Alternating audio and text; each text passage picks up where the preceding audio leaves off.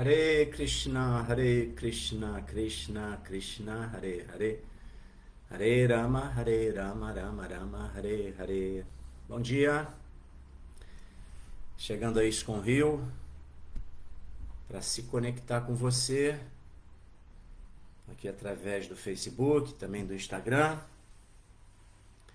para a gente fazer a leitura do Srimad Bhagavatam, terceiro canto, capítulo 4, intitulado Vidura aproxima-se de Maitreya, verso número 31. Espera aí que eu vou ter que fazer aqui rapidamente um ajuste. Você que está aqui no Instagram, espera aí.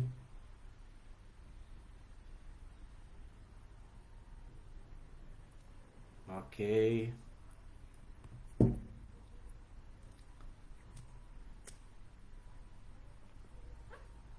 Bem-vindo todo mundo que está se conectando. Vamos aos protocolos para a gente começar a leitura de hoje. Om Namo Bhagavate Vasudevaya. Om Namo Bhagavate Vasudevaya. Om Namo Bhagavate Vasudevaya.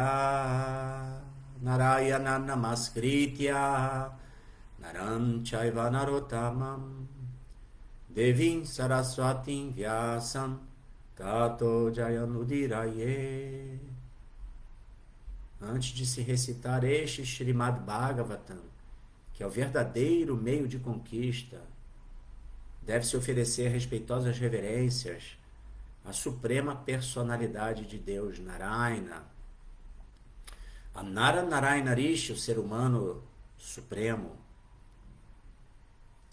A deusa do conhecimento, Saraswati, a Srila Vyasadeva, o compilador, e a Srila Prabhupada, o propagador. Então vamos lá. Terceiro canto, capítulo 4, verso 31.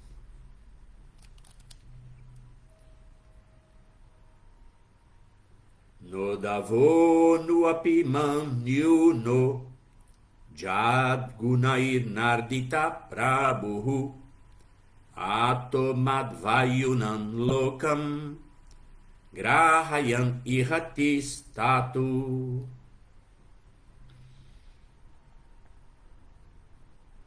Tradução, né, os sinônimos palavra por palavra. Vamos lá. Na, não. Udavaha, Udava. Anu, ligeiramente. Api, também. Mat, a mim. Nilnaha, inferior. Yat, por quê? Gunaihi, pelos modos da natureza material. Nanem, arditaha, afetado. Prabhu, senhor. Ataha, por isso. Mat, vayunam, conhecimento sobre mim, a personalidade de Deus. Lokam, o mundo. Grahayam, só para disseminar. Irá, neste mundo. Tistatu, pode ficar. Então, a tradução desse shloka, desse verso, e depois o significado, dados por sua divina graça, Bhaktivedanta Swami, Srila Prabhupada Ki Jai. Uddhava não é de forma alguma inferior a mim, porque ele nunca é afetado pelos modos da natureza material. Por isso ele pode ficar neste mundo para disseminar o conhecimento específico sobre a personalidade de Deus.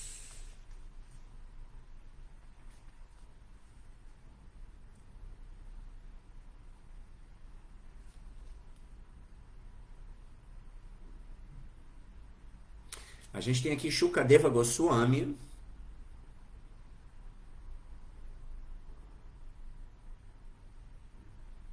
que é uma própria manifestação da suprema personalidade de Deus, filho de Srila Vyasadeva, que começou a discorrer sobre o que Krishna, o próprio Krishna, falou.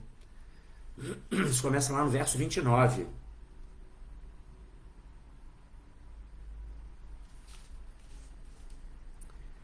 onde ele começa a falar sobre as motivações de Krishna após a batalha de Kurukshetra. Ele se evadir aqui desse plano de existência material da Terra. Então ele começa falando, né? Lá no verso 29, né? Shukadeva Goswami respondeu.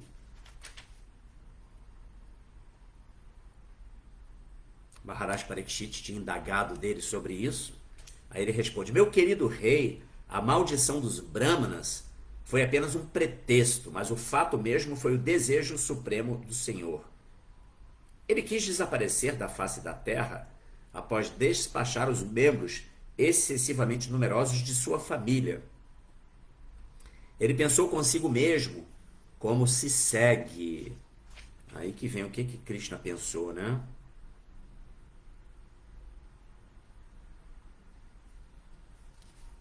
Aí ele fala: agora desaparecerei da vista deste mundo mortal e vejo que Uddhava, o mais notável de meus devotos, é o único a quem posso confiar diretamente o conhecimento sobre mim. Uddhava é um primo de Krishna, mais íntimo amigo de Krishna. Disse que até mesmo a compleição corpórea de Uddhava ele era muito parecido com Krishna. Uddhava não é de forma alguma inferior a mim, porque ele nunca é afetado pelos modos da natureza material. Por isso, ele pode ficar neste mundo para disseminar o conhecimento específico sobre a personalidade de Deus. Então, chegamos aqui agora, né, nesse verso de hoje, e eu vou ler então o significado de Śrīla Prabhupada. A qualificação específica para se tornar o representante do Senhor é não ser afetado pelos modos materiais da natureza. Só ver aqui o som está fluindo.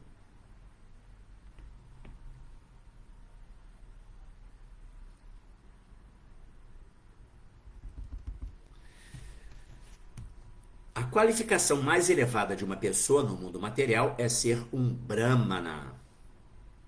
Mas já que um Brahmana está no modo da bondade, ser um Brahmana não é suficiente para se tornar um representante do Senhor.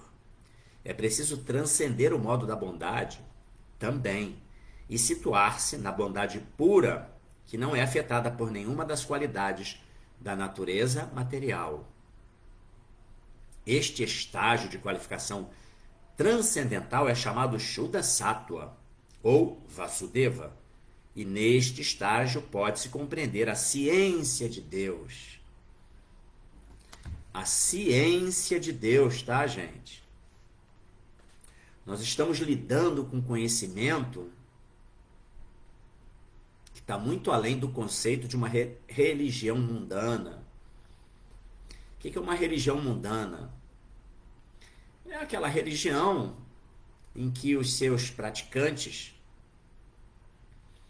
eles se dirigem à suprema personalidade de Deus num viés de solicitar benesses materiais, soluções para as condições elementares da existência material,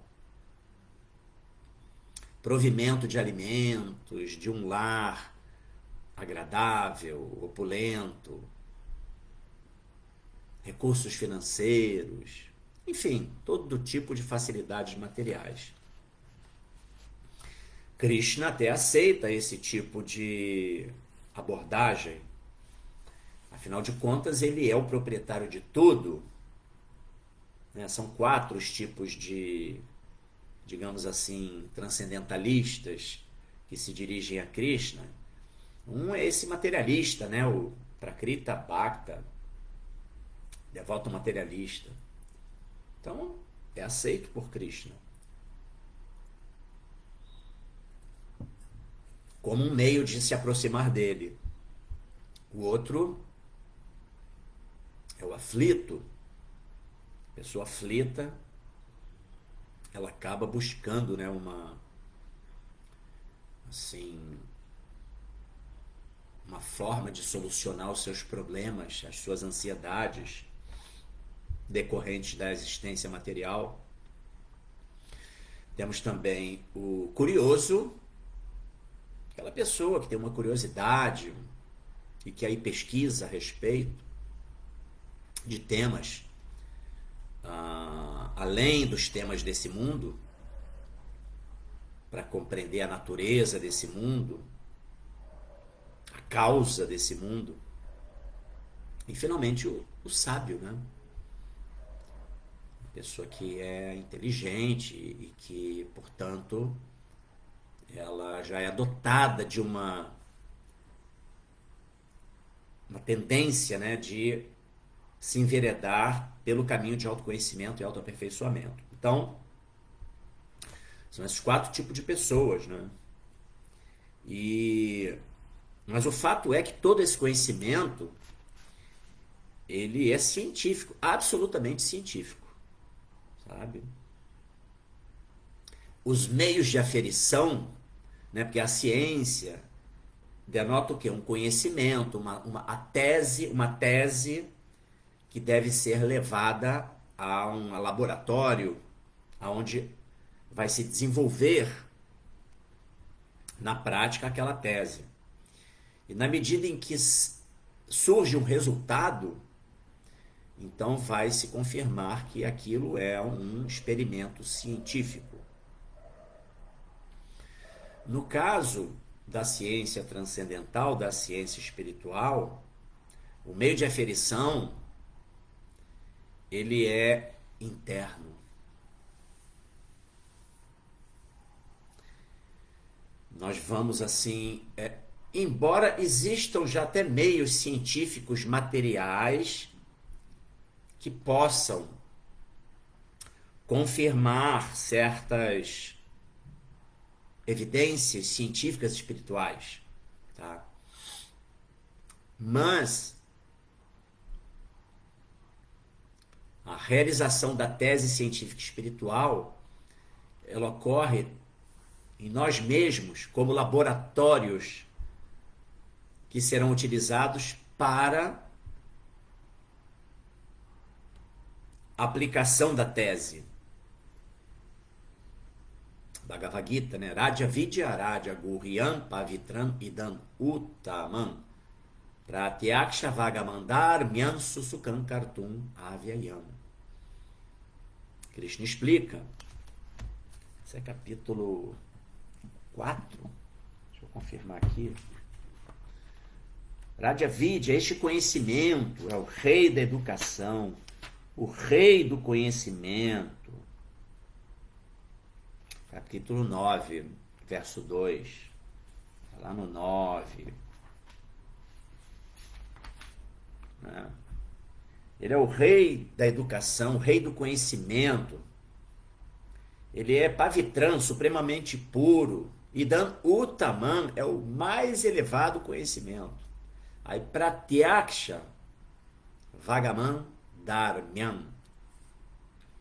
E por permitir assim, uma percepção direta do eu, Pratyaksha, né, o modo de Pratyaksha, Pramana. Pramana significa o método de se obter conhecimento. E o método Pratyaksha é o método empírico. Então é a tal da execução da tese dentro de nós mesmos como laboratórios onde o experimento vai se dar. Então, Pratyaksha Vandarmyan. Pratyaksha Vagaman Dharmyan. Então, ele é a perfeição da religião. Susukam Kartum Avyayam. Susukam significa que ele é um superlativo, assim,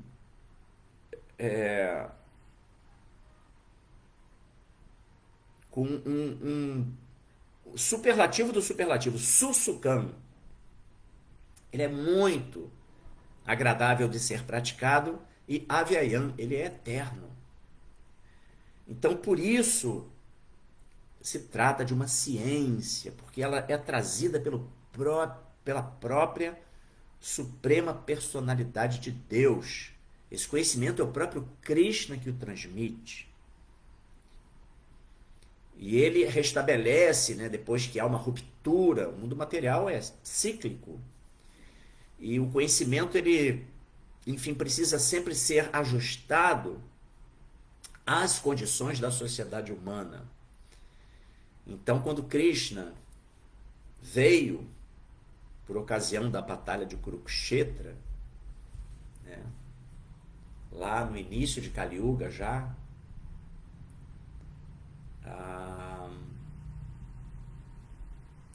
ele restabeleceu o que se chama de sucessão discipular. E Arjuna é o preceptor desse conhecimento. Krishna transmite para Arjuna e retoma a linha de sucessão discipular a partir de Arjuna. E aí esse conhecimento vem através do Bhagavad Gita e vai fluindo, né, nessa sucessão discipular. Então, o conhecimento científico, a ciência espiritual, que está muito distante de um conceito religioso materialmente motivado, que, em última análise, está influenciado pelos modos da natureza material. Vou tentar explicar isso aqui para vocês, tá? Deixa eu acabar de ler, então, o significado, né? Porque a religião que tem como proposta desenvolvimento econômico, ela é uma religião no modo da paixão. Ou seja, uma religião que está influenciada pelos modos da natureza material. E nós estamos falando de um conhecimento que transcende a influência dos modos. Então vamos lá, continuando aqui o significado. Assim como... Eu vou ler a última linha, a última frase, que me conduziu a fazer essa explicaçãozinha aqui no meio da leitura do significado. Este estágio de qualificação transcendental é chamado Shuddha Sattva ou Vasudeva, e neste estágio pode-se compreender a ciência de Deus. Assim como o Senhor não é afetado pelos modos da natureza material, da mesma forma, um devoto puro do Senhor também não é afetado pelos modos da natureza. Esta é a qualificação primária para se ser igual ao Senhor. Uma pessoa que é capaz de atingir esta qualificação transcendental é chamada Divan Mukta ou liberada, mesmo que aparentemente ela esteja sob condições materiais. Esta liberação é atingida por aquele que se ocupa constantemente no transcendental serviço amoroso ao Senhor. No Bhakti Rasamrita Sindhu 12187 é declarado Ihadhyasya Haredasye Karmana Manasagira Nikila Suapi Avastasu Divanmukta Sauchate. Aspas. Qualquer um que por suas ações, mente e palavras viva apenas para o transcendental serviço amoroso ao Senhor é certamente uma alma liberada, mesmo que pareça estar sob uma condição de existência material, fecha aspas. Então essa foi a tradução desse mantra do Bhakti Rasamrita Sindhu. Uddhava encontrava-se nesta posição transcendental e deste modo ele foi escolhido para ser o verdadeiro representante do Senhor em sua ausência corpórea da vista do mundo. Um devoto do Senhor desse tipo nunca é afetado pela força material, a inteligência ou mesmo a renúncia. Um devoto do Senhor desse tipo pode resistir a todas as investidas da natureza material e por isso ele é conhecido como Goswami. Goswami é aquele que é o controlador dos sentidos e não um Godassa, que é o servo dos sentidos, né? Somente tais Goswamis podem penetrar os mistérios das relações transcendentais amorosas do Senhor. Srila Prabhupada aqui, já. Om Agyananti Mirandasya Gyananjana Shalakaya Chakshuru Militanjena Tasmai Shri Gurave Namaha. Eu nasci na mais obscura ignorância, e o meu mestre espiritual está abrindo meus olhos com o archote do conhecimento. Ofereço-lhe, portanto, as minhas mais humildes e respeitosas reverências.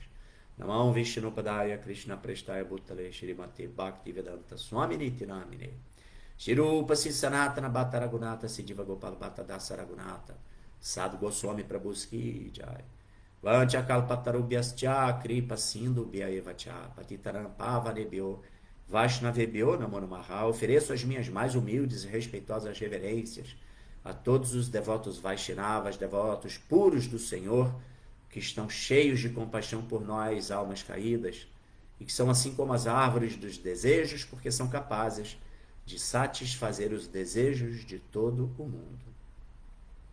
Jaya Sri Krishna Chaitanya Prabhu Nityananda Shri Advaita Gadadhara Shivasadi Gora Bhaktavrinda Hare Krishna Krishna Krishna Hare Hare Hare Rama Rama Rama Hare Hare. Então, gente, bom dia. Esse verso super extático de hoje, caramba, que verso é esse, que significado é esse de Srila Prabhupada. Obrigado, Senhor. Então vamos lá, verso 31 do capítulo 3, aliás, do canto 3, capítulo 4. No davonu api manyu no jadgunai nardita prabhu atomad vayunam lokam grahayan ihatistatu. Tradução do shloka, desse verso: Uddhava não é de forma alguma inferior a mim, porque ele nunca é afetado pelos modos da natureza material. Por isso ele pode ficar neste mundo para disseminar o conhecimento específico sobre a personalidade de Deus. Então você que chegou agora, a gente está lendo aqui esse verso onde a própria suprema personalidade de Deus, Sri Krishna, está se referindo a Uddhava como aquele que é igual a ele. Imagine, né, em qualidades. Quer dizer, não é inferior a mim, Krishna fala. Lá no Chaitanya Charitamrita, tem um verso no Adilila, em que, no significado desse verso, Srila Prabhupada menciona que o devoto puro de Krishna, ele é igual a Krishna. Entendeu?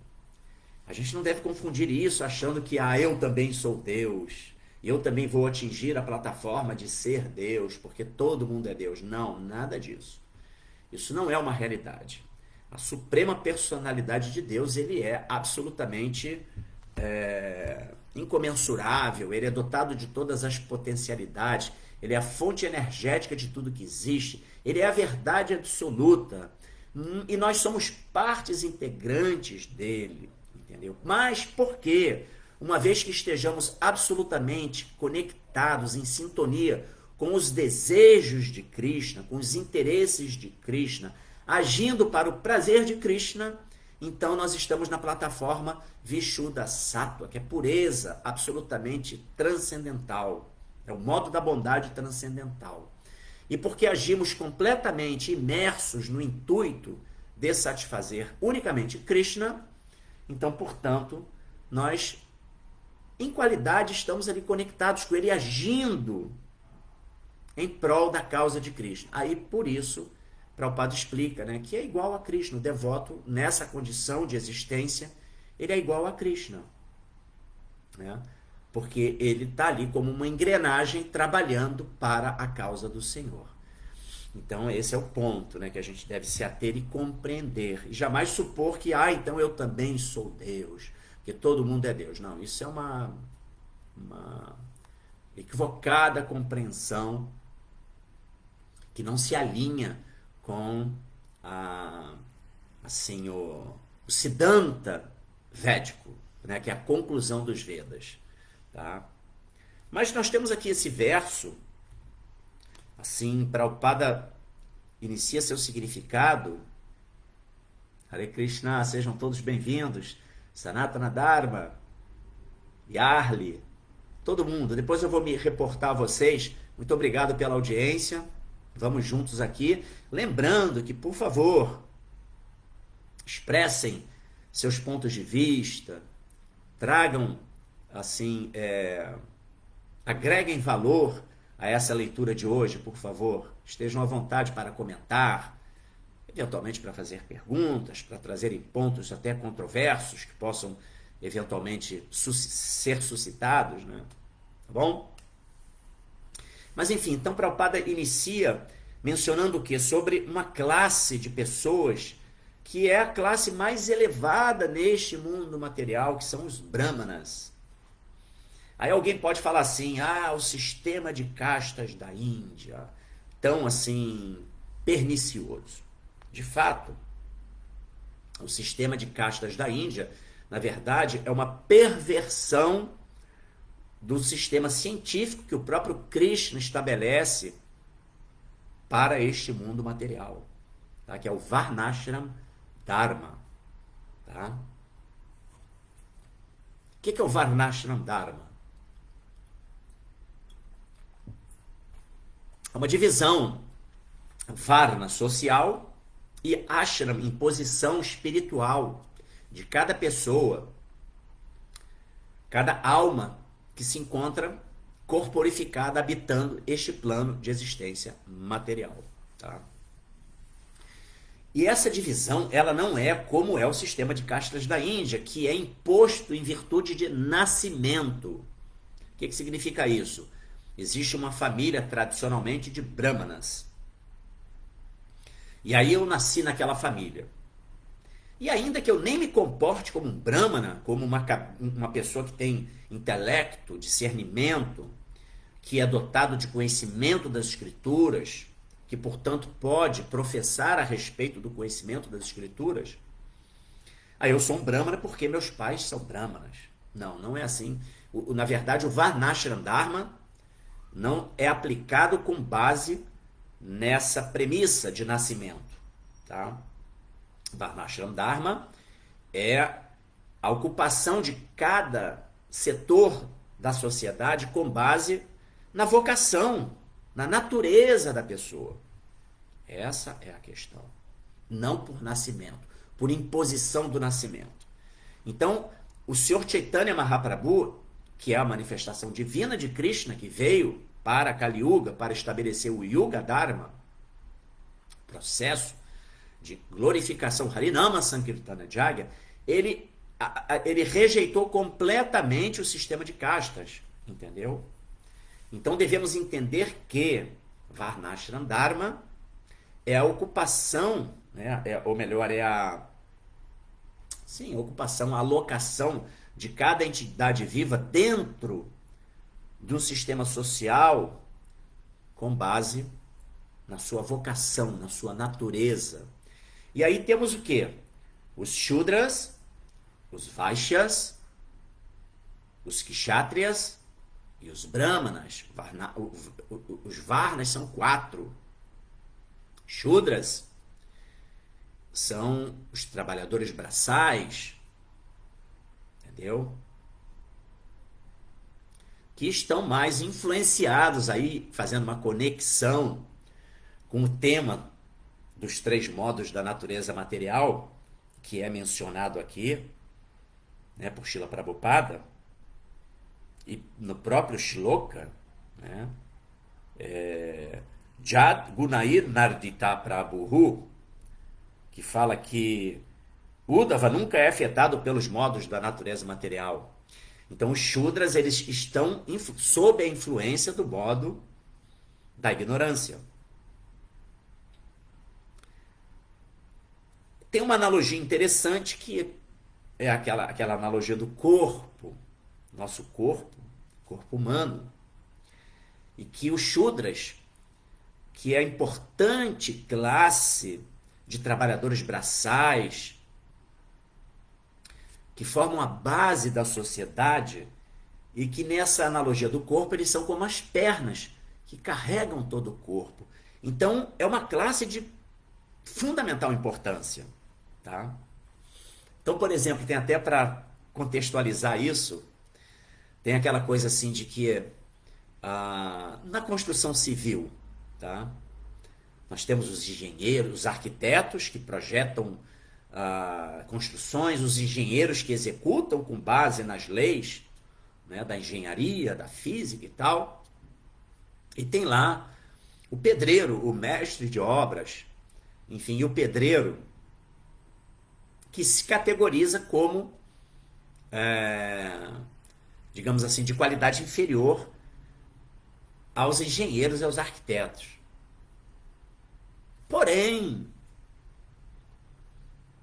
um pedreiro, ele consegue construir uma casa. Ele tem essa habilidade, essa capacidade, ali através da sua força empreendedora, do seu trabalho braçal. E ele, até com base em outras experiências de construções, ele vai adquirindo conhecimento que permite construir casas sozinho, seguras. Porém, muito dificilmente um engenheiro e um arquiteto vão ter essa capacidade, essa força braçal para executar o trabalho prático da construção, entendeu? Então, entenda-se que a classe, dentro do contexto de Varnashrama, Dharma, a classe dos Shudras é de fundamental importância, assim como as pernas são de fundamental importância para carregar o nosso corpo, para sustentar todo o corpo. Tá? Depois vem a classe dos Vaishyas, que são os agricultores, os comerciantes, os quais produzem diferentes gêneros alimentícios, gêneros de necessidade básica para a sociedade em geral.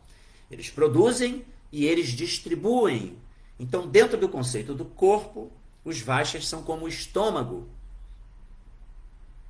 que tem a função de receber o alimento, que é ingerido, e que, através do seu trabalho de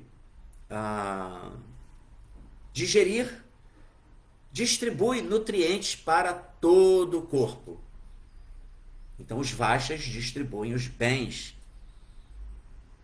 de consumo necessários para a sociedade, para toda a sociedade, através do seu trabalho. Explica-se que essa classe de Vaishyas, ela é influenciada pelo modo de ignorância e paixão. Depois vem os Kshatriyas, que são os governantes, a classe militar, que vão o quê? Oferecer, tá, proteção para a sociedade em geral através da execução da lei, da proteção da lei, o que infelizmente em Kali Yuga não é bem assim, tá? Tá tudo pervertido.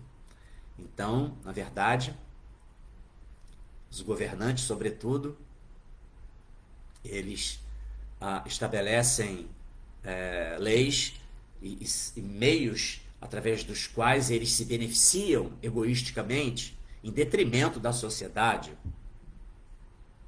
Mas dentro do conceito do Varnashram Dharma, o Kshatriya, esse governante, esse protetor da sociedade, ele vai governar sob a orientação da classe superior dos Brahmanas, entendeu? Que é uma classe adicta às escrituras reveladas e que, portanto, vai orientar o Kshatriya para que ele promova toda sorte de ações que beneficiem todo o corpo social e protejam todo o corpo social. Sobretudo na forma de tributações que sejam sóbrias e não extorsivas, que não permitem que lá os agricultores e os comerciantes possam agir na distribuição dos bens de consumo de forma tranquila, que seja acessível a todo mundo, entendeu? Porque com os tributos muito altos, aí tudo se degringola. As pessoas ficam privadas até de um elemento básico, que é a alimentação. É o que acontece nesse mundo material, nessa Kali Yuga, sobretudo, é o que a gente vê aí. Mas enfim, então os Kshatriyas são como os braços do corpo que conduzem a sociedade. Assim como o braço ele tem essa função, né, de por exemplo, da proteção, não é isso? De dirigir de alguma maneira diferentes ações. Tá? E finalmente os brahmanas, como sendo aquela classe, Prabhupada menciona que é a mais elevada, a pessoa mais elevada nesse mundo material é o brahmana. Mas estamos falando o quê? Da alma condicionada, né? A alma corporificada, que por sua natureza, ela tem por natureza aquela tendência. Então o brahmana, qual é a natureza do brahmana? Não é de comércio, não é de serviço braçal, não é de governar ou proteger através das artes bélicas, das artes marciais, enfim, não é nada disso. O brahmana é uma cabeça pensante, tá? E o brahmana é exatamente o que? A cabeça da sociedade nessa analogia do corpo material. É aquele que pensa, que delibera sobre os caminhos a serem seguidos e que orienta todo o corpo, consequentemente, na sua caminhada, na sua trajetória, assim como orienta toda a sociedade. Porém, os kshatras têm que estar o quê? Dispostos a aceitarem a orientação dos brahmanas. O problema de Kali Yuga, qual é o problema de Kali Yuga? O problema de Kali Yuga é que não temos pessoas qualificadas. Não existem brahmanas qualificados, entendeu? A gente tem uma gama de pessoas. Olá, bom dia, dona Deusenina. Nós temos uma gama de pessoas que estão absolutamente desorientadas, desconectadas dos princípios das escrituras reveladas. Enfim, os brahmanas estão aí atuando em diferentes... Aqueles que são brahmanas, que têm a natureza de brahmana, estão atuando aí em diferentes outras atividades, e os shudras estão no poder, entendeu? Governando países no mundo todo. Isso está acontecendo no mundo todo. Pessoas totalmente desqualificadas que assim se projetaram em funções que não condizem com a sua natureza, sabe? Com a sua vocação. Então essa é a característica de Kali Yuga, tudo de ponta a cabeça, né? Tá tudo virado de cabeça para baixo, tá? Mas então, dentro do sistema védico de governança, que é um sistema monárquico, tá? Claro que está absolutamente fora de cogitação na atualidade, mas o sistema assim de governança do védico é a monarquia. Porém, onde está tudo devidamente, cada macaco no seu galho, entendeu? Está tudo certo. Shudra age como Shudra, recebe todos os benefícios, ele é atendido pela classe dos Vaishyas, também é atendido pela classe dos Kshatriyas, que não tributam abusivamente, não impõem impostos abusivos. Então os Vaishyas podem promover a agricultura e o comércio de uma forma tranquila, os Shudras se beneficiam disso e trabalham em prol da sociedade. Todo mundo trabalha para o bem comum, entendeu? Esse é o ponto do Varna, do Varnashram Dharma, né? E aí o que acontece? Os Kshatras, por sua vez, governam de forma lúcida, sóbria, e estão absolutamente, Kshatras são os reis, né? E que vão estar absolutamente submetidos à orientação dos Brahmanas, entendeu? Essa é a parada, né? E os Brahmanas, o que os Brahmanas fazem? Eles são iluminados pelas escrituras. Então eles nunca vão orientar um rei a executar determinado tipo de lei, uma aplicação de uma norma que não seja sancionada nas escrituras reveladas, que não seja algo que vá promover o benefício de todo o corpo social. Mas, enfim, Kali Yuga é outro papo, né? É a tal da democracia, né? A democracia impossível de ser implantada na medida em que nós temos massas de população absolutamente ignorantes, que, portanto, não tem nenhuma capacidade para entender o que acontece no âmbito político, enfim, social, e portanto, é conduzida como manadas, né? Manadas. É assim que a coisa vai, né? Mas aí, além do... O que que acontece? Conforme eu mencionei, o Shudra é influenciado pelo modo de ignorância, Tamaguna. O Vaishya, ele recebe um mix de influências de ignorância e paixão, Tamaguna e Rajaguna. Os Kshatriyas, essencialmente, são influenciados por Rajaguna, paixão. Os Brahmanas, Sattva-guna, modo da bondade. Tá? Mas todos eles, de alguma forma, estão sob a influência dos três modos da natureza material. E aí Prabhupada está mencionando aqui um estágio de existência que transcende os modos da natureza material, que é o Vishuddha Sattva, que é a bondade pura. A bondade pura é aquela bondade transcendental. O termo transcendental, ele significa exatamente o quê? Ações que estão acima da influência dos três modos da natureza material. Na verdade, esse conhecimento, compreender a influência dos três modos da natureza material, eu costumo dizer que é o pulo do gato para o autoconhecimento, o caminho do autoconhecimento. Sem entender a influência dos três modos da natureza material, fica muito difícil uma pessoa realmente compreender, entender-se como ser, entendeu? Porque você precisa, na sua caminhada de observação, né? Autoobservação, a pessoa ela desvenda exatamente quando ela está agindo sob influência de ignorância, paixão e bondade, entendeu? Isso é muito importante. É o tal do orai e vigiai.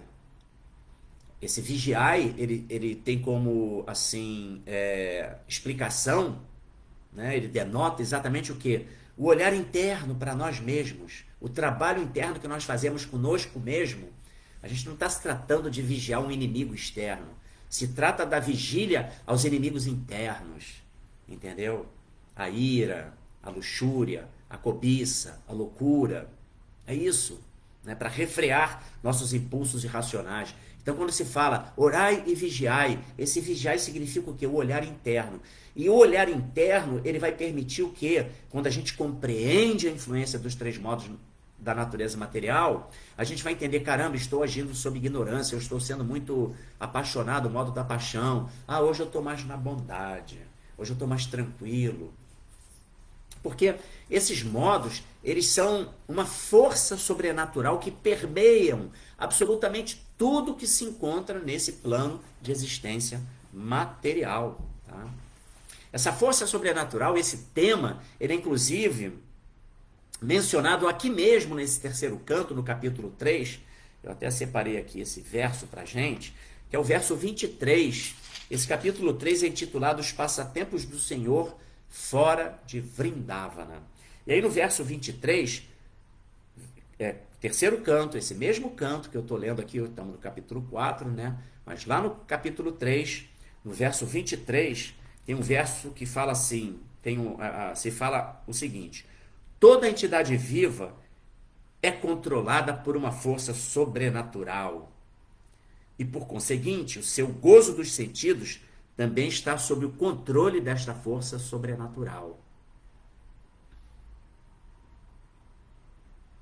O que significa isso?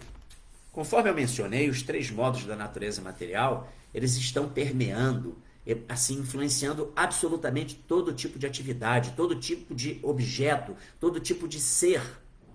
Eu mencionei que os Shudras, eles são influenciados mais pelo modo da ignorância. Por quê? Normalmente a classe de Shudras é aquele trabalhador braçal e que ao final do dia conseguiu ganhar lá sua diária, o seu dinheirinho. Aí onde é que ele vai? Ele vai no boteco e vai beber uma cachaça, vai beber algum álcool para poder dar uma esparecida. É a maneira que ele encontra, né? Ele tem hábitos que são hábitos assim menos sóbrios de conduta, né? Hábitos que são mais densos. Normalmente ele está afeito a um tipo de prazer sensorial mais denso, entendeu? Não tem assim, não é muito refinado. sabe? Já os Vaixas, que são influenciados tanto por ignorância quanto paixão, eles estão muito ali envolvidos na coisa do comércio, de ganhar dinheiro, de lucrar, de, enfim, empreenderem para obterem seus ganhos, seus lucros. Então, aquela força de empreendimento, a força empreendedora, modo da paixão. Paixão se caracteriza como uma força empreendedora. O problema do modo da paixão é que quando ele não é devidamente aplicado para o desenvolvimento saudável, sóbrio, um desenvolvimento edificante, o modo da paixão demasiadamente, assim, a influência do modo da paixão, ele vai arrastando a gente para o modo da ignorância. Então é importante entender que o modo da paixão ele não deve ser usado como um incremento para o gozo dos sentidos, porque senão você se arrasta, né? Sua consciência vai sendo arrastada para, assim, prazeres mais densos também, tá?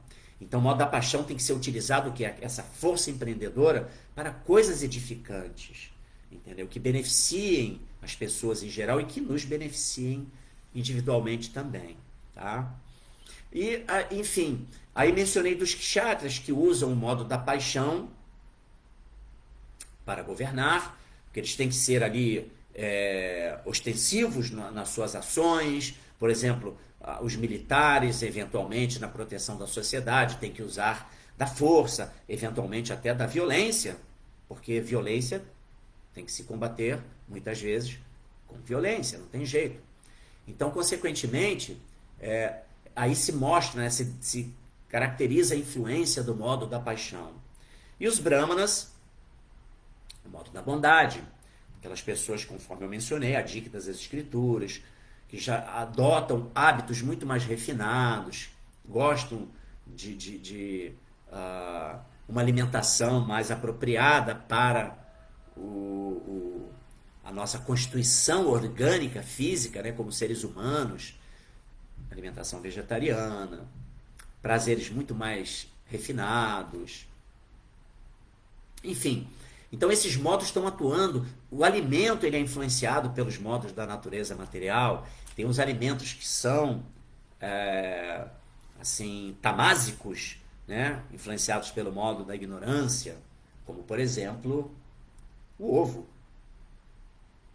Os ovos de uma maneira geral, o ovo da galinha, por exemplo, ele sai pelo ânus da galinha. Né? O ovo se caracteriza como sendo uma menstruação da galinha. Tá?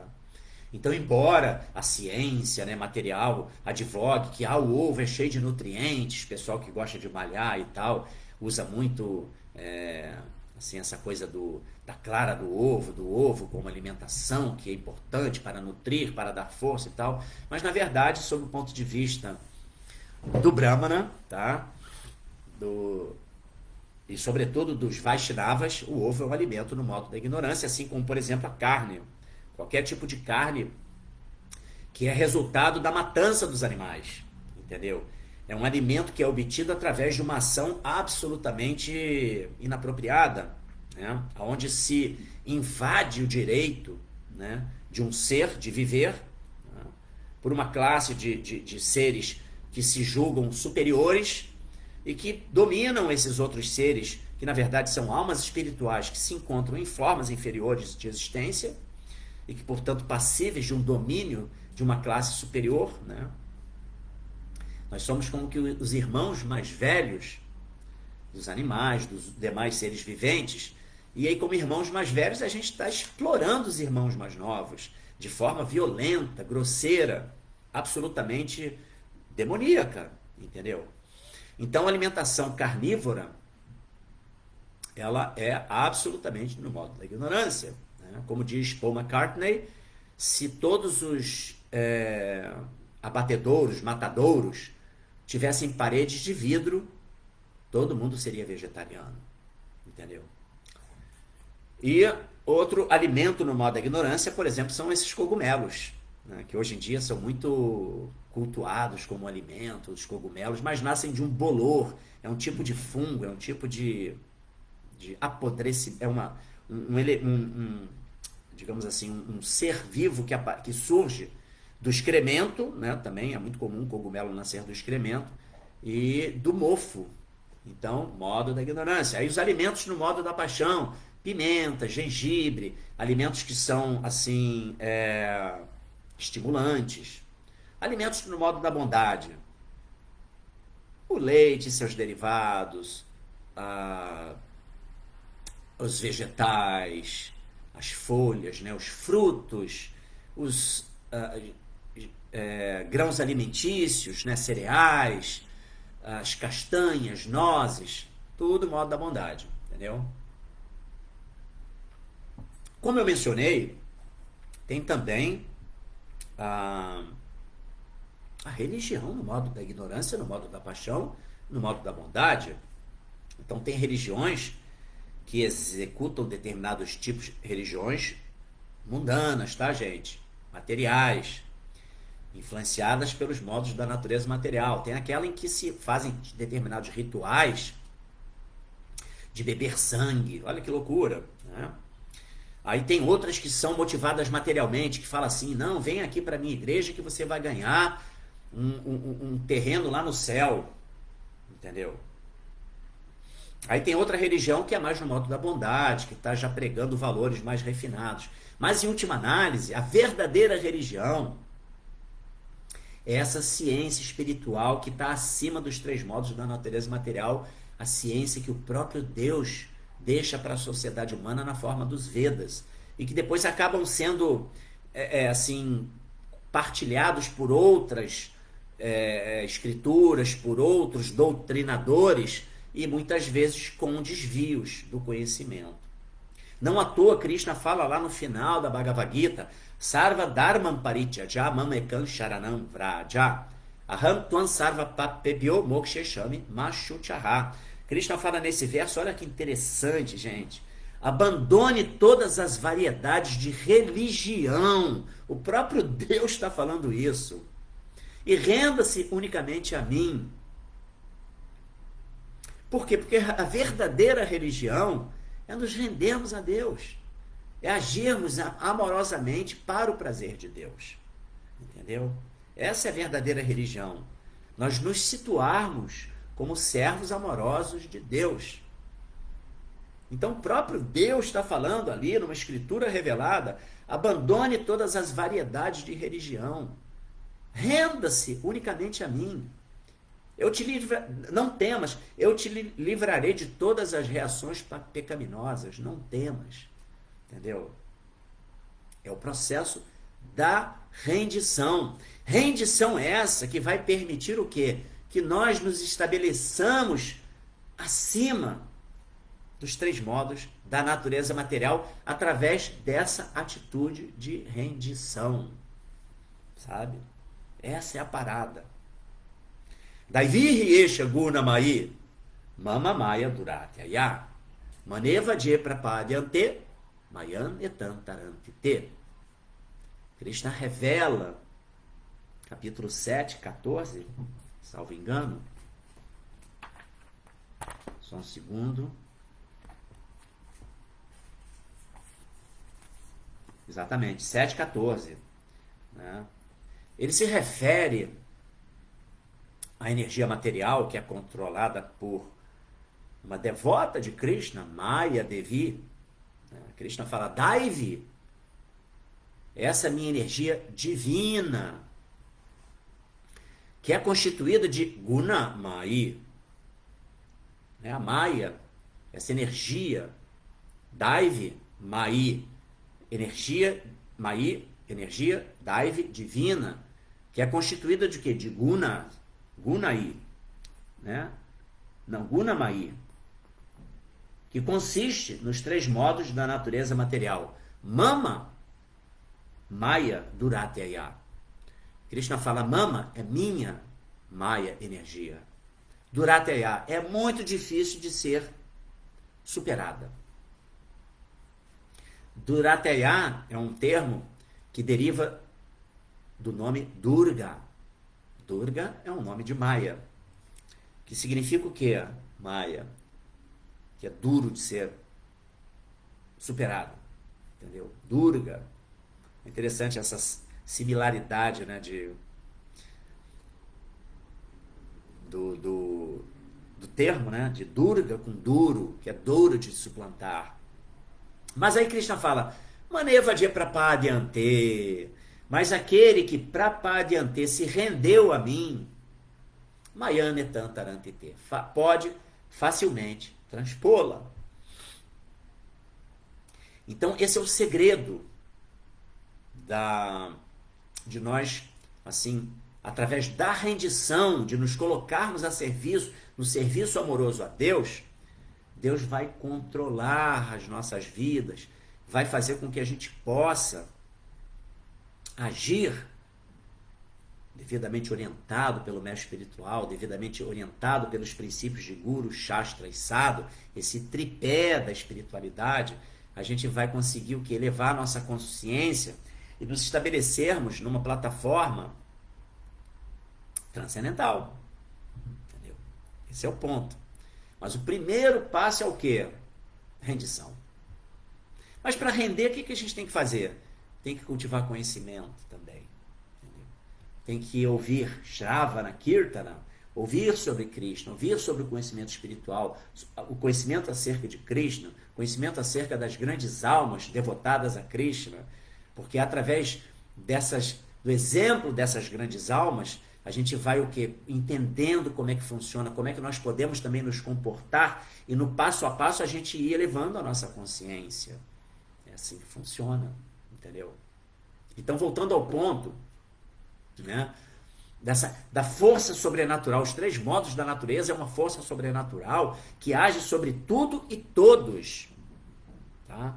Eu falei dos modos da natureza material que influenciam as diferentes classes de almas que se encontram corporificadas nesse mundo, na classe de Shudras, Vaishyas, Kshatras e Brahmanas, a influência dos modos nos alimentos, a influência dos modos nas religiões, a influência dos 3 modos no ato de caridade, por exemplo, também, caridade no modo da ignorância, quando você dá o dinheiro para o menino ali no sinal, na esquina, e o menino vai e compra uma pedrinha de crack e vai se intoxicar.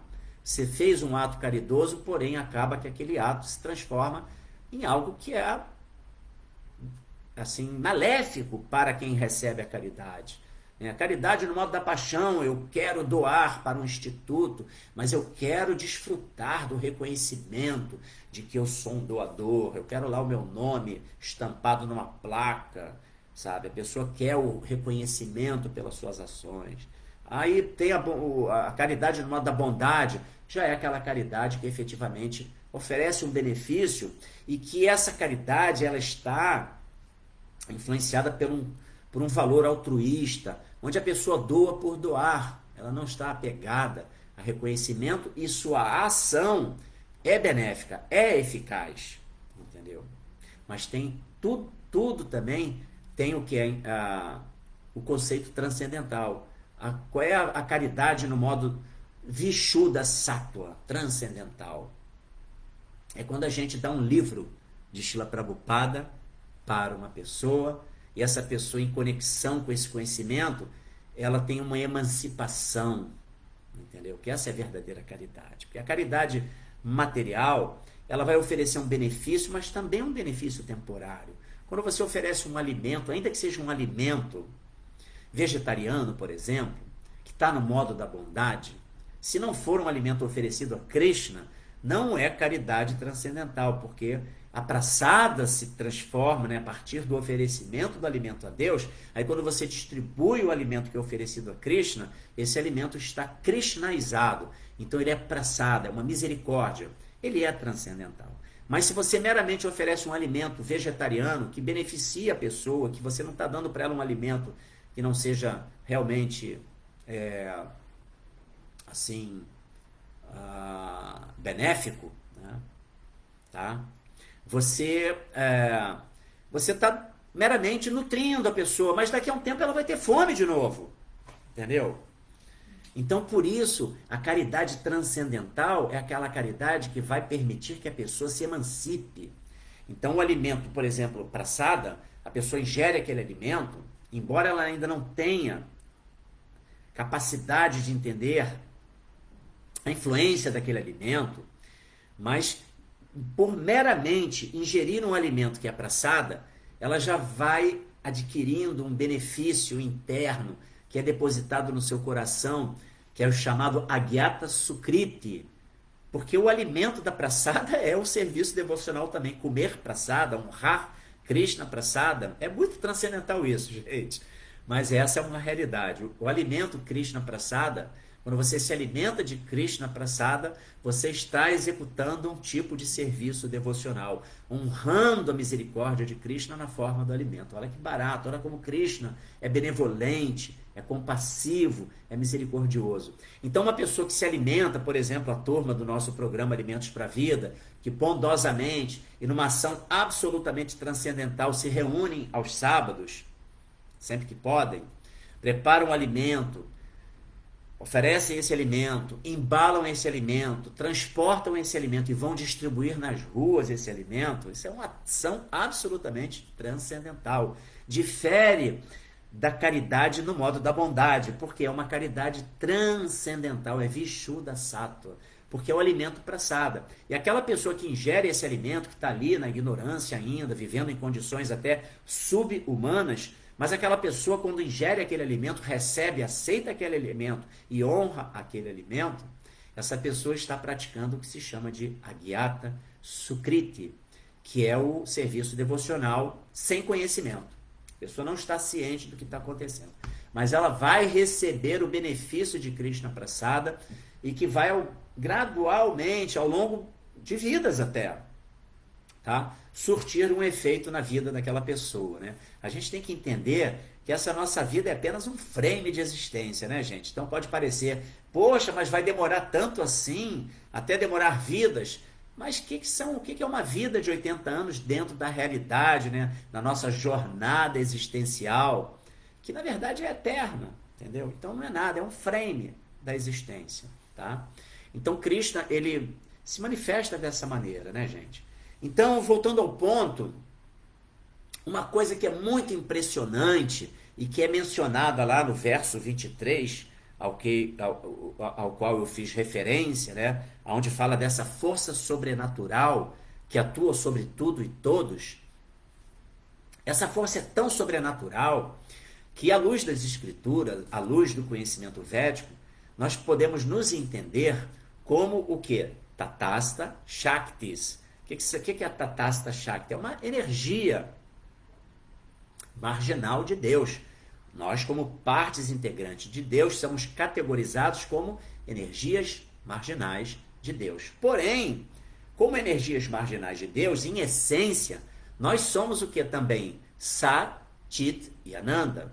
Somos plenos de conhecimento, somos plenos de consciência, Chit, somos Sat, eternos, e somos Ananda, bem-aventurados por natureza. Porém, uma vez que somos Tatastha Shaktis, nós como energias marginais, ficamos sujeitos à influência de Mahamaya e de Yogamaya. O que significa isso? Mahamaya é quando nós estamos na condição de condicionados, almas condicionadas.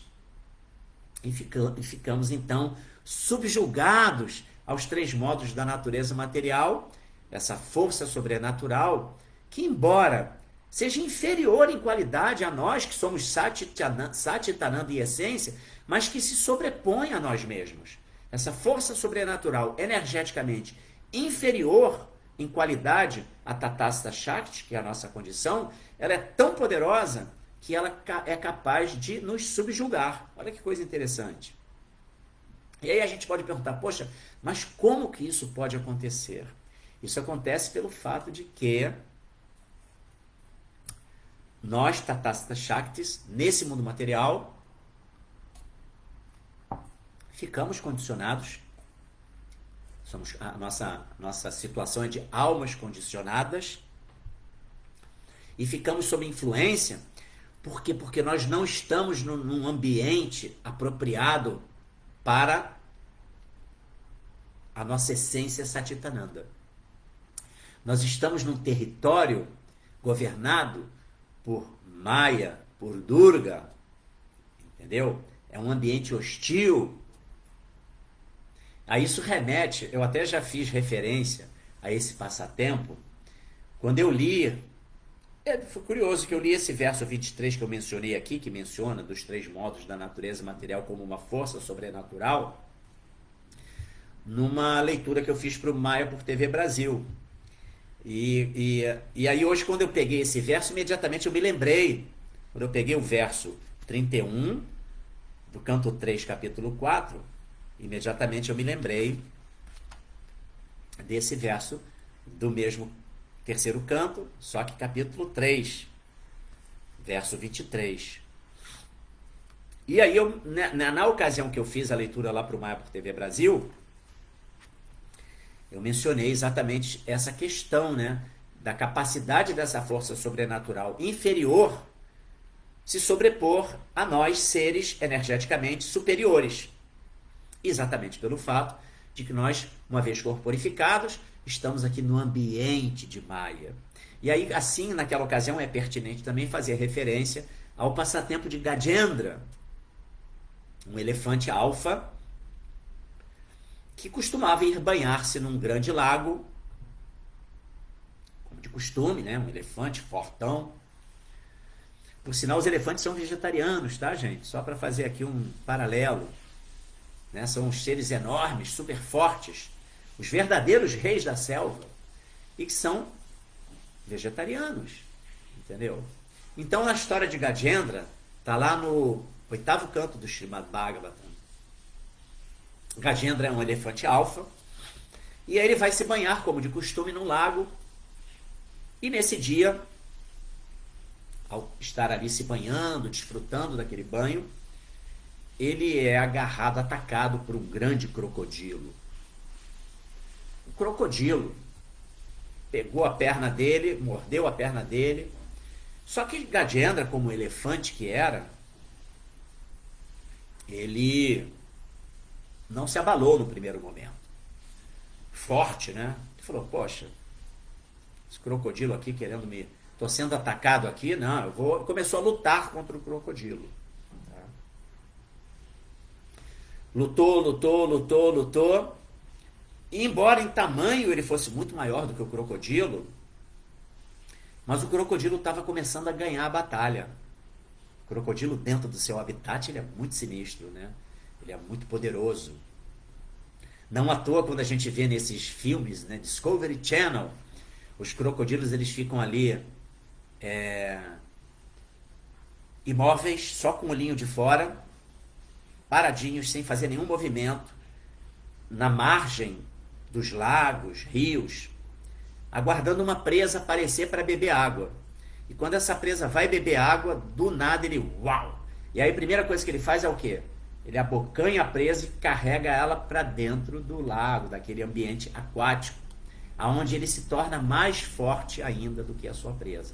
E era exatamente isso que estava acontecendo na batalha entre Gajendra e o crocodilo.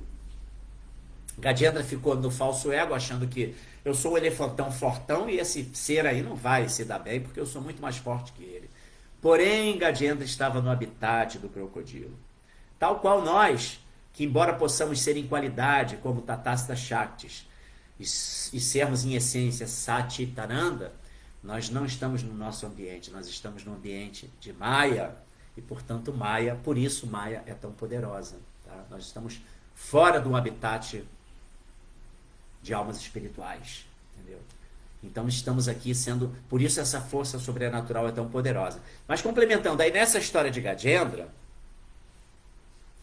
ele começou a perder a luta e começou a ver que ele ia perder, ele ia ser nocauteado pelo crocodilo, definitivamente, ia virar alimento do crocodilo. Porém, Gajendra, numa vida anterior, ele tinha sido um grande devoto. E ele foi amaldiçoado a nascer na forma de um elefante, que estava ali naquela condição. E naquele momento da batalha, quando ele se deu conta de que ele ia perder a luta para o crocodilo, ele teve uma superconsciência, uma lembrança da vida anterior dele e do quanto ele era rendido a Krishna. Então ali naquele momento, o que ele fez? Ele conseguiu observar que tinha uma flor de lótus nas proximidades ali do local onde ele batalhava com aquele crocodilo. E ele com a sua tromba foi lá e catou a flor de lótus e ele levou essa flor de lótus em direção aos céus em oferecimento ao Senhor Vishnu. Então ali naquele momento ele demonstrou que ele se rendeu. Ele viu que eu estou fora do meu habitat, esse bicho menor do que eu está me ganhando. E aí ele então se rendeu e falou, por favor, teve a lembrança, né? A lembrança do princípio fundamental do devoto, que é a rendição a Krishna, né? Sharanagati. E ofereceu o lótus para Vishnu. E aí Vishnu veio, interveio e salvou Gajendra das garras do crocodilo. Então, é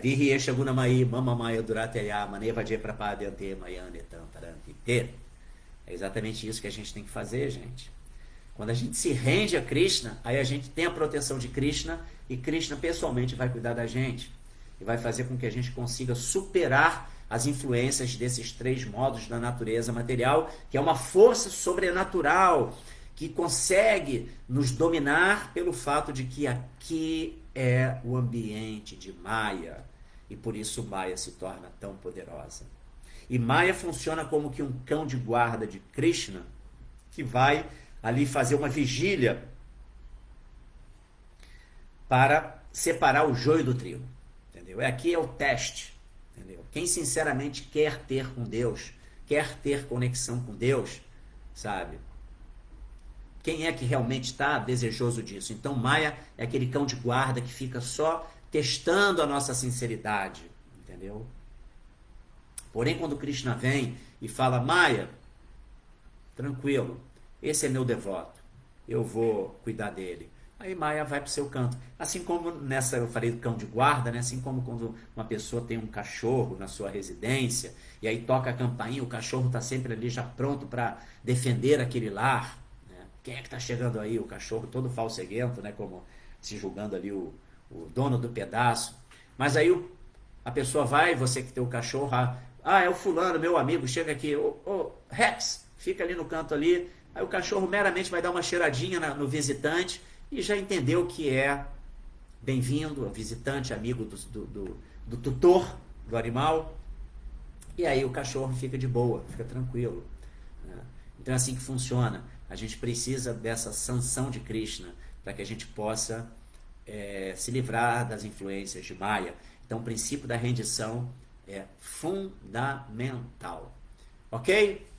E assim, só para fechar essa leitura de hoje, tem outro verso que é também, que demonstra a importância, né? Porque eu mencionei aqui sobre o pulo do gato no caminho da espiritualidade, que é nós entendermos a influência dos 3 modos da natureza material.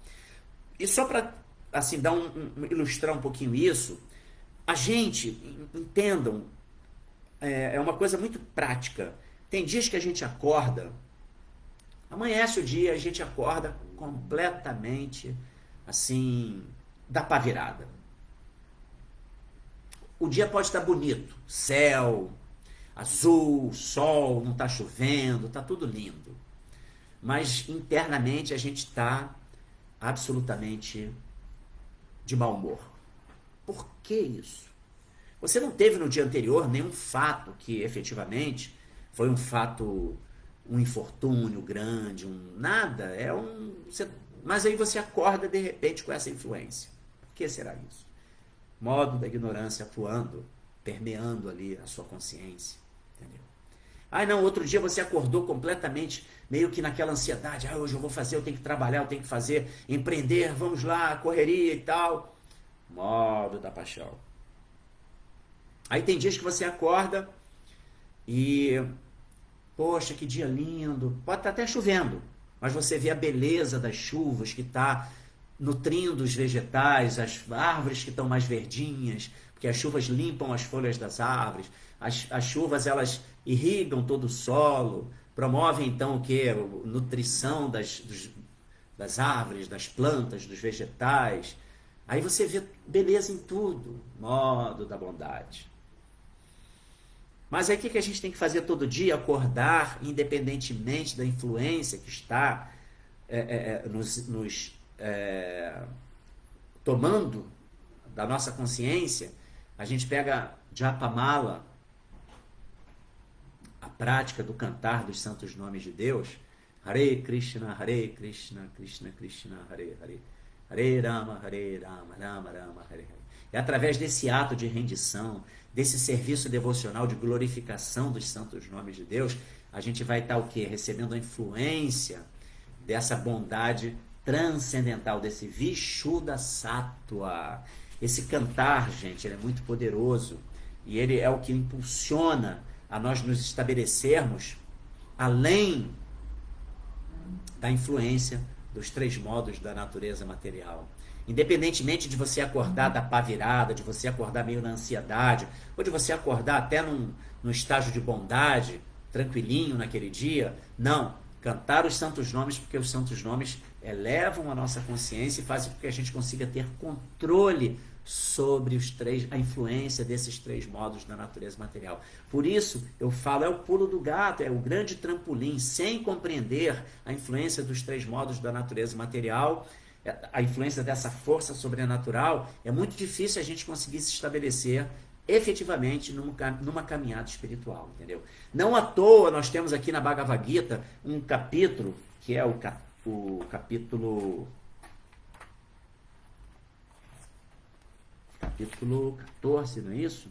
Capítulo 14, os três modos da natureza material. Um capítulo que trata unicamente sobre esses três modos da natureza material. E não à toa também, aí é que eu vou chegar no verso que eu queria mencionar, que é o 2:45 do Bhagavad Gita.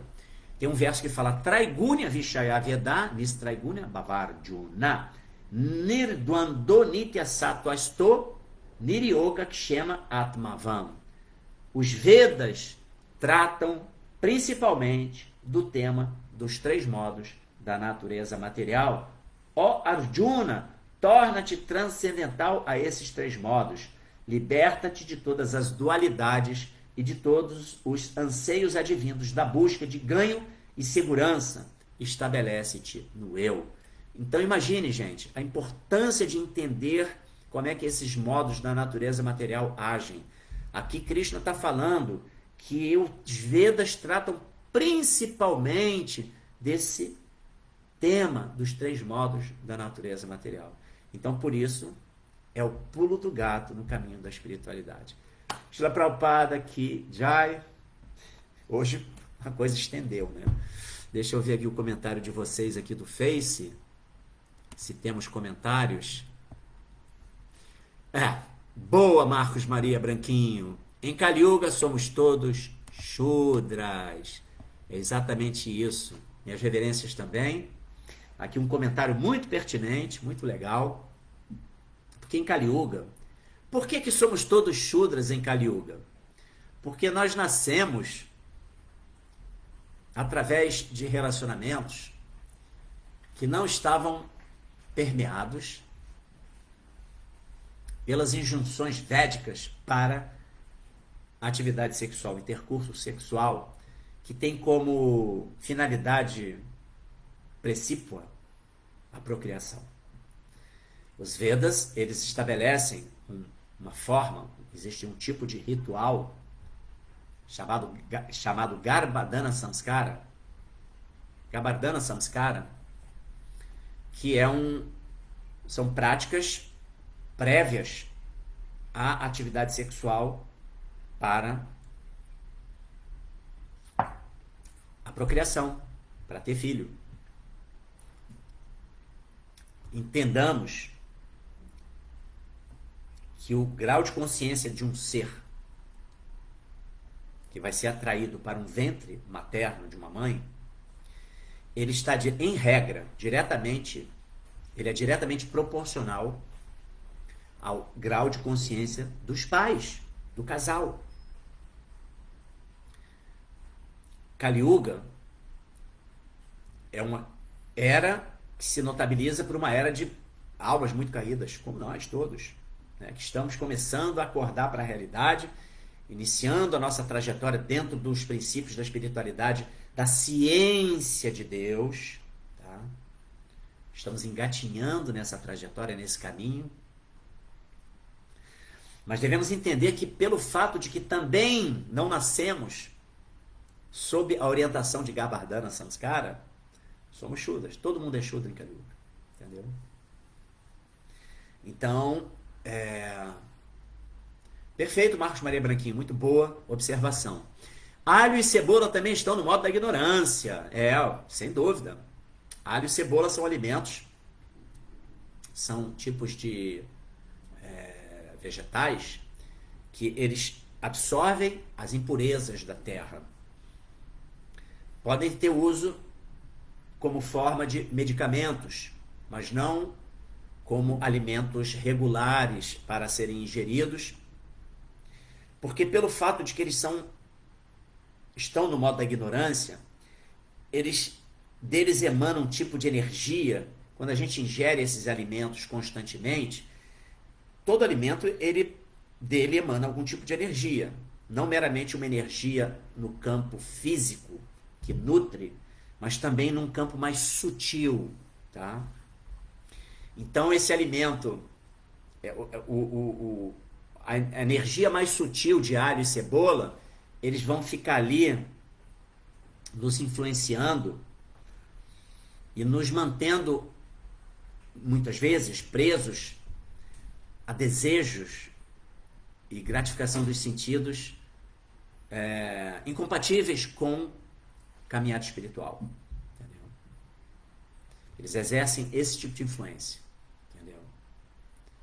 Deixa a gente ali com uma mente ainda maliciosa. Ajudam a mente a permanecer forte nos seus intentos de gratificação dos sentidos. Tá? Mas bom comentário também, tá, Marcos Branquinho? Temos aqui também o Marcelo Magalhães. Ficou difícil sairmos mesmo da condição de Shudra. Até o leite, o trigo e o açúcar, que sempre foram a base da alimentação dos templos, hoje em dia são alimentos completamente no modo da paixão e ignorância. Tamanha quantidade de hormônios, antibiótico, verdade, conservantes e transgenia. Bom comentário. Verdade. Tá tudo muito difícil. Kali Yuga avançou muito e os alimentos estão muito contaminados. Tá? É muito difícil a gente conseguir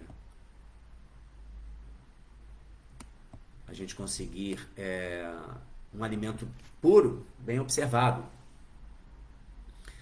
O ideal é buscar por exemplo, no caso do leite, né? No caso do leite, buscar o leite que advém do gado, que é criado livremente em pastos, tá? Que não são explorados de uma maneira também demoníaca, como são as grandes indústrias de laticínios. Tá? E sim, o leite que é extraído manualmente. Daí a importância da agricultura e familiar, né, que se chama agricultura familiar.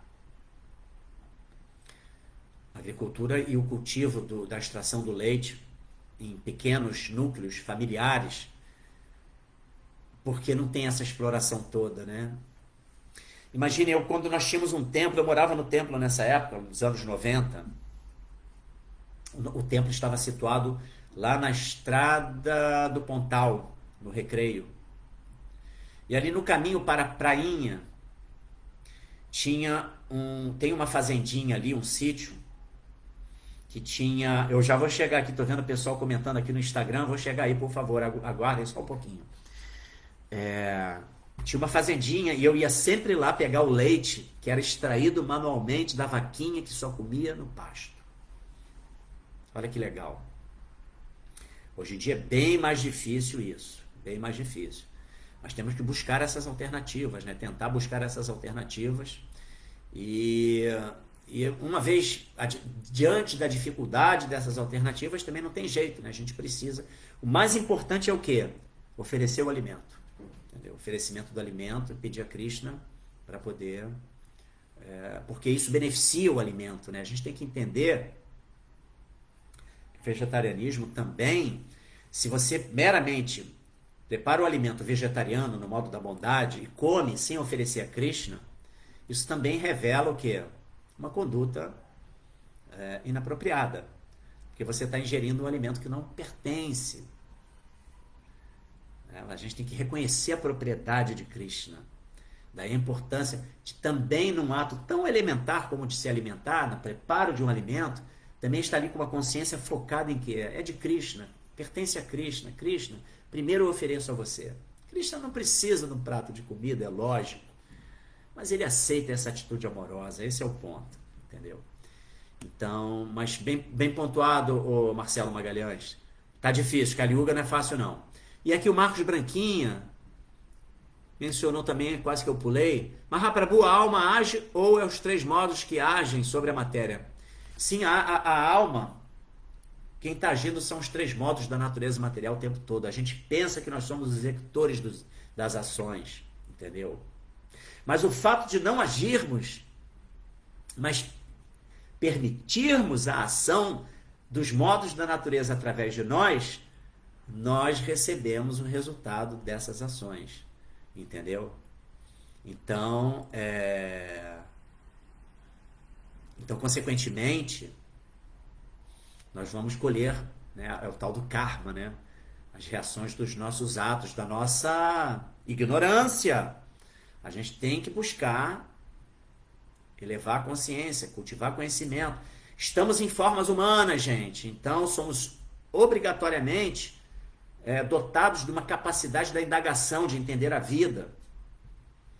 Não podemos negligenciar isso e ficar vivendo como animais sofisticados, que é o que acontece, entendeu? Em regra. Desculpe, pessoal Desculpa aí o pessoal do Insta que entrou uma ligação aqui. Então temos que o quê? Ter cuidado, tá? Com as nossas vidas. Mas sem dúvida, quem está agindo são os modos. Os modos da natureza material que estão agindo através de nós. E nós, almas puras, a gente está sendo levado, né? Levado. Tem aquela analogia de uma carruagem com 5 cavalos. Cada cavalo representa um dos sentidos, né? Visão, tato, paladar, olfato, audição. As rédeas conectadas aos sentidos, que são os cavalos. Essas rédeas estão sendo seguradas. As rédeas que são a mente, estão sendo seguradas pela inteligência. E a inteligência está conduzindo uma carruagem que é o corpo, nosso corpo, que dentro tem o que? Nós, almas espirituais.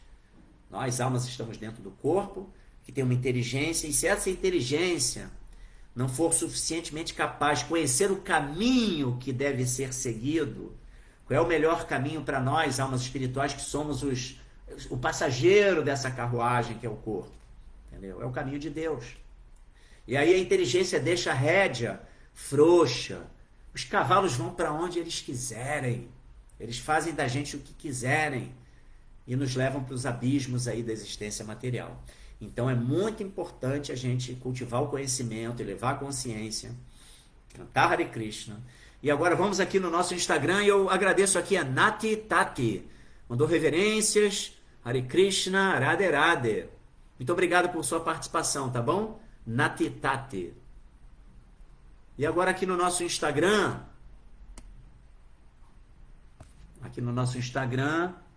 deixa eu ver lá do começo quem comentou alguma coisa. Temos aqui uma turma grande, muita gente entra e sai. Nós tivemos um número até razoável de ouvintes, muito legal. Yarle Mozaga mandou aqui um Hare Krishna. Obrigado, Yarle. Hare Krishna para você também. Tenha um bom dia. O Sanatana Dharma, que eu já tinha até. Oi, Ademas! Hare Krishna! Bom dia, meu queridão. Começa aqui, ó. Haribol, o Ademas. O Sanatana Dharma. Reverências também, minhas reverências. Todas as glórias a Srila Prabhupada. Esse é o cara. Isso aí, Sanatana Dharma. Temos sempre que glorificar Srila Prabhupada, que é o Jagadguru. Sem ele, onde estaríamos? Né? Aí vem aqui também o Yarli, que mandou um Hare Krishna. Mais alguém aqui. Isamar, também. Hare Krishna, Isamar. Paulo Barroca, que é o Parta Charat, não é isso? Temos aqui... Obrigado pela aula, Prabhu. Eu que agradeço, Yarli, por sua audiência. O Yarli Mozaga, limão também absorve impureza quando é cortado. Interessante. É interessante que o limão, na verdade, ele é utilizado até para transformar o leite, né? Cortar o leite. Assim como o tamarindo, né? Para poder tirar a parte sólida do leite, separar o sólido do líquido, né? Do soro. Mas interessante essa informação, né? Que o limão também absorve impurezas. O limão é um alimento bastante saudável, né?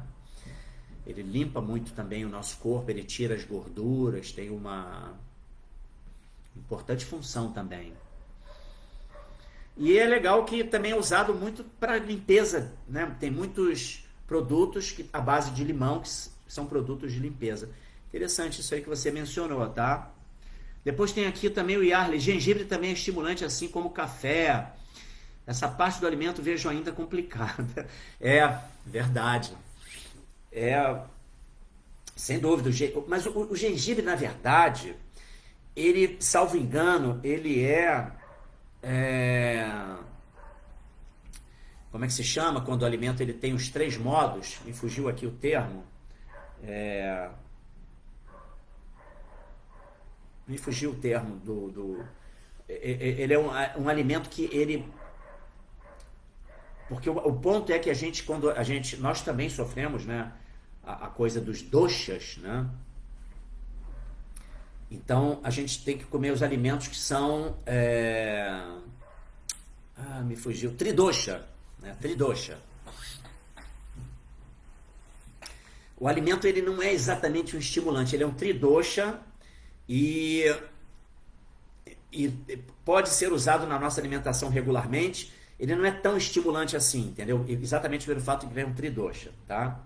Mas tem outros alimentos que são bastante estimulantes, né? As pimentas, tem outros tipos de alimentos, né? O café, nossa, o café ele precipita até ansiedade, né? A pessoa tem que ter muito, muito cuidado. Prabhupada, por exemplo, ele dizia que o café também é um tipo de droga, tá? Bom, gente, vamos com calma, entendamos, tá? Que tudo é gradual, a gente não tem que, então não posso tomar café, então acabou, não vou ser um transcendentalista, um espiritualista.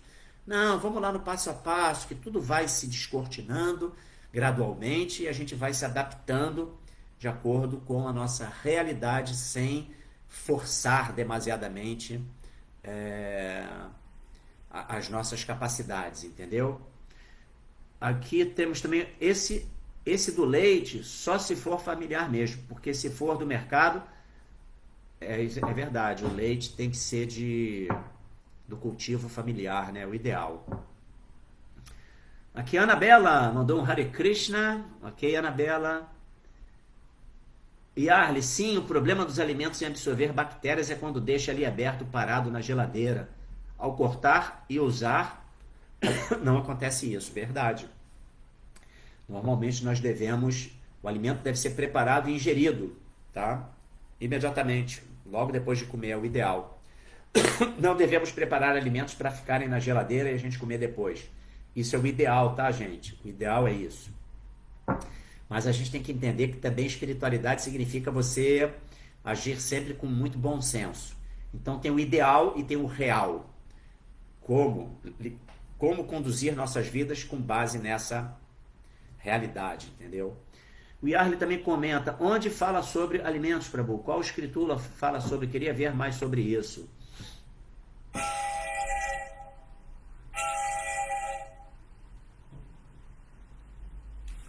Outra vez entrou uma outra ligação aqui. Opa. Será que voltou? Acho que voltou, né?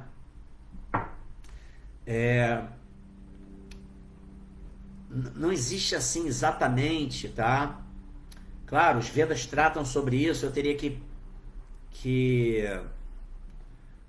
pesquisar para poder falar onde tem exatamente, mais pontualmente sobre essa questão dos alimentos, tá? Para te informar. Fico te devendo essa, tá bom? Agora, nós temos, claro, os livros, né? Alguns livros que são, na verdade, receitas vegetarianas, gosto superior, você pode pesquisar sobre isso, que trazem algumas evidências sobre a qualidade dos alimentos, não de forma muito aprofundada, mas que nos ensina sobre preparações, tá bom?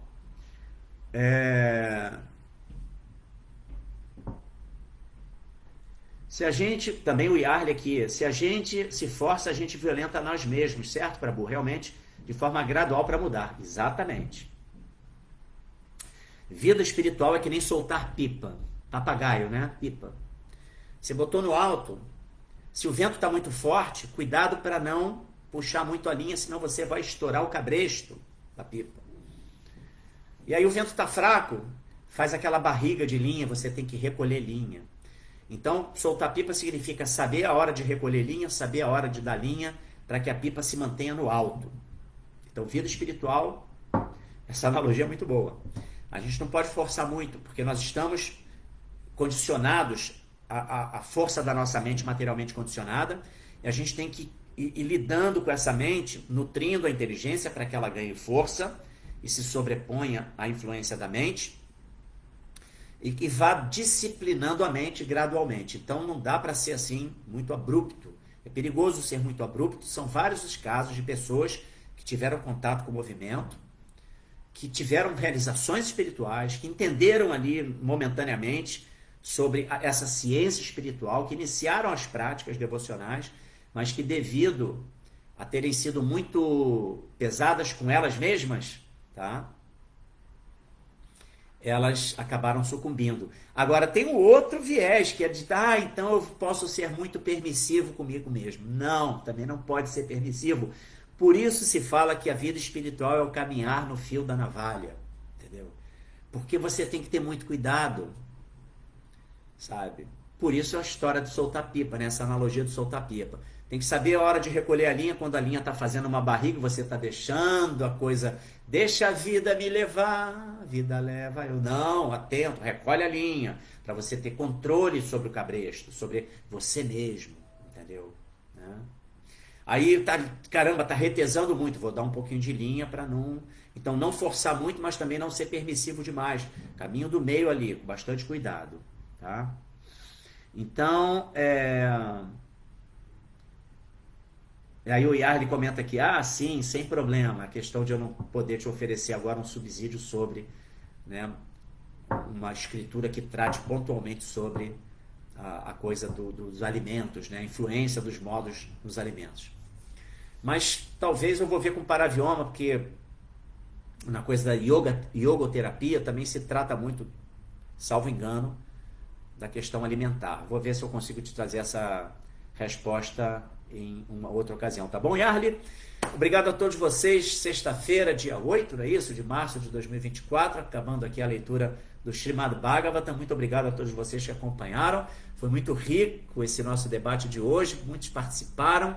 Fico muito feliz. Temos coisas aqui ainda no nosso... Gora Premananda Haribol, todas as glórias a Srila Prabhupada. Obrigado, Mahaprabhu Kripadasa. Hare Krishna, esse foi o Marcos Branquinho. Muito obrigado, Marcos, por sua participação e por sempre estar trazendo também, ampliando o debate, trazendo comentários e trazendo também questionamentos.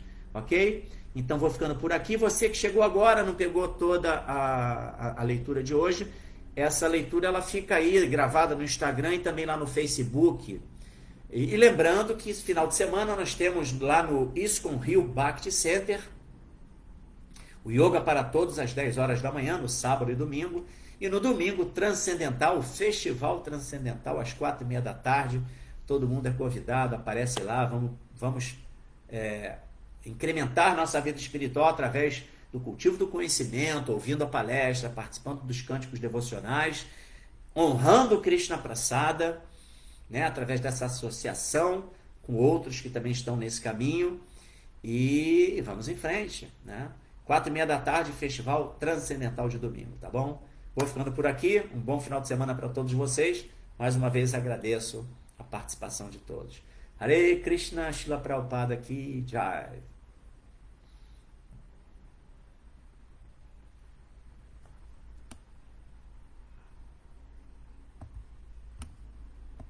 Hare Krishna.